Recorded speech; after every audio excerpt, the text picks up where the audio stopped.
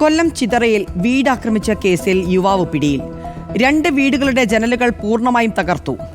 മുൻവൈരാഗ്യത്തിന്റെ പേരിലാണ് യുവാവിന്റെ അതിക്രമമെന്നാണ് പോലീസ് പറയുന്നത്.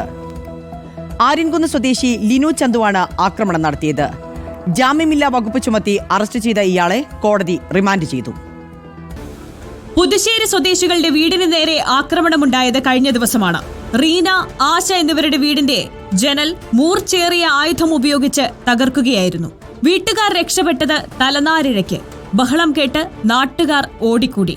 ആളുകൾ എത്തിയതോടെ അക്രമി ലിനു ഓടി രക്ഷപ്പെട്ടു. ഭീകരമായ ഒരു അലർച്ചയും ബഹളവും എല്ലാം ഉണ്ടാക്കി. അപ്പോൾ ഇവന് മാനസികമായ ഒരു അസുഖവും ഇല്ല. ഇവന് ലഹരി ഉപയോഗിക്കുമ്പോഴുള്ള വിഭ്രാന്തിയും ഇതുമാണ് കാണിക്കുന്നത്.